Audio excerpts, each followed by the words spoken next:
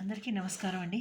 ఈరోజు నేను చేయబోతున్న వీడియో ఏంటంటే ఆహ్, బాబా గారి సచ్చరిత్ర పుస్తకంలో నుంచి 20వ అధ్యాయంలో ఆహ్, చివరగా ఈశావాసన్యోపనిషత్తులోని నీతి ఏంటి అని ఈరోజు ఈ వీడియో చేసి ఈ అధ్యాయాన్ని ముగిద్దాం అనుకుంటున్నాను.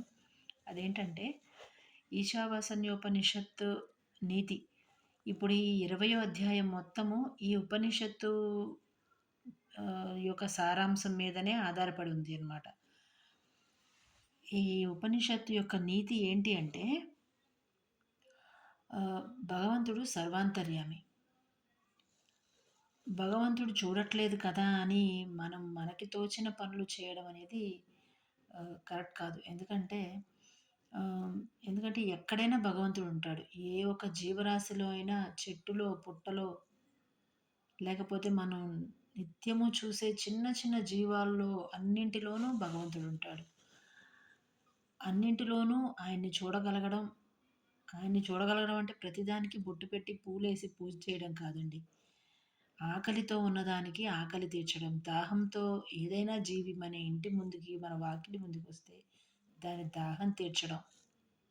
లేదు, ఎవరైనా అవసరం కొద్దీ వస్తే వాళ్ళ అవసరం మన దగ్గర ఉండేదాన్ని బట్టి, మన స్తోమతని బట్టి తీర్చగలగడం.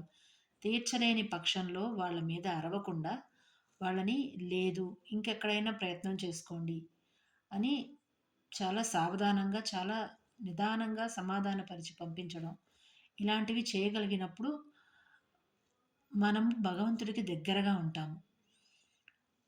అది మాత్రమే కాకుండా ఏదైతే మనకి భగవంతుడు ప్రసాదించాడో అది మనకి మేలు కోర్చేది అని నమ్మాలి. ముందు భగవంతుడిని అందరం కోరికలు అడుగుతాము. కోరికలు అడగటం కరెక్ట్ కాదా అండి అంటే కరెక్టే.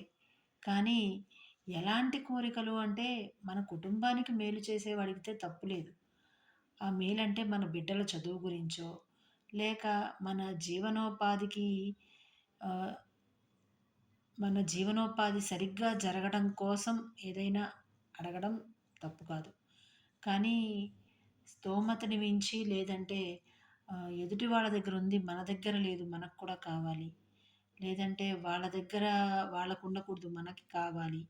ఇలాంటి కోరికలు భగవంతుడిని కోరకూడదు. ఎందుకంటే ఇలాంటివి కోరుతున్నప్పుడు కనీసం మన లోపల ఉండే అంతరాత్మ, మన లోపల ఉండే ఒక వాయిస్ వస్తుంది అని నేను కొన్ని కొన్ని వీడియోస్‌లో చెప్తూ ఉన్నాను.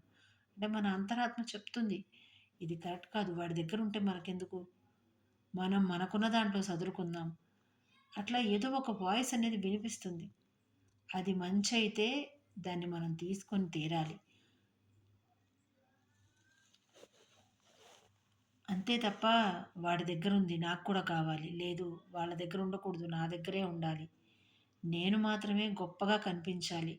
లేదంటే వాడి దగ్గరున్నది మొత్తం నాకొచ్చేయాలి. వాడికి ఏమి ఉండకూడదు. అలాంటి ఆలోచనలు చేయకూడదు.